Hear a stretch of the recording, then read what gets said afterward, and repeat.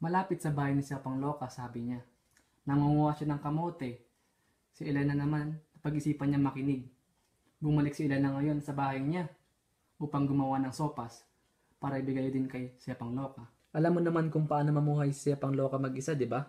Ay, nakakahiya. Nakakahiya talaga. Bale tumitingin si Elena sa loob ng bahay ni Sepang Loka upang ibigay ang sopas. Ngunit wala siyang nakita kaya laking gulat niyang sinabi na nawawala sila Sepang Loka at ang kanyang anak.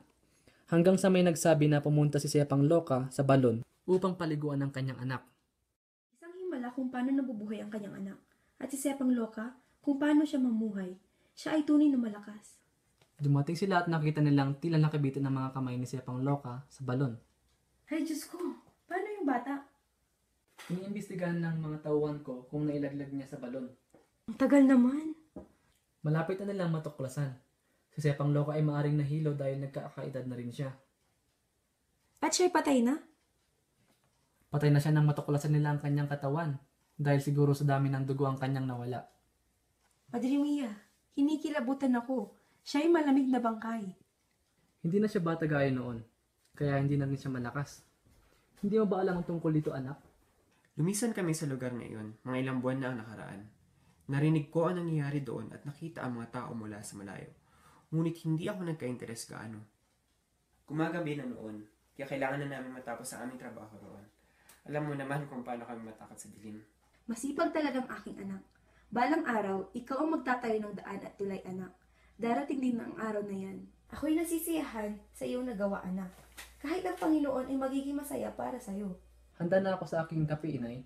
Kami magpapahinga muna at pagkatapos ay pupunta kaming playa. Hinihintay nila siguro ako. Hindi ako magugulat kung maraming pupunta rito sa ating bahay.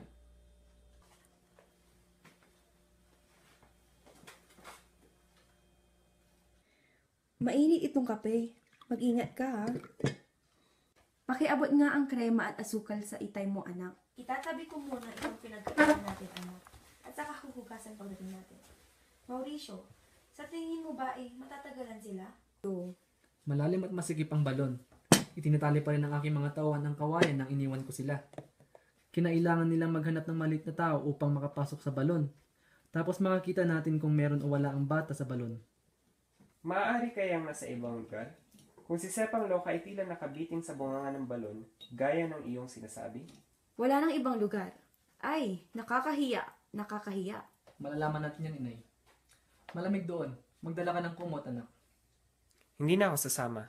Magbabasa na lamang ako. Magbasa? Paano mo yun nasasabi? Sumama ka. Andun lahat ang taong bayan. Hindi ako kailangan doon. Hinahanap na ng taong bayan. Tinatanong nila ako tungkol sa'yo.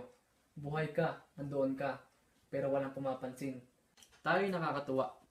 Pero kailangan andoon ka. Inay, yung kape, huwag mong kalimutan, ha? Ito na, Mauricio. Ito na. Pumunta ka sa taas at kunin mo ang aking kumot, anak. Nasa pinakataas na drawer ng cabinet. Yung kulay asul na kumot na may itim na bilog na dekorasyon.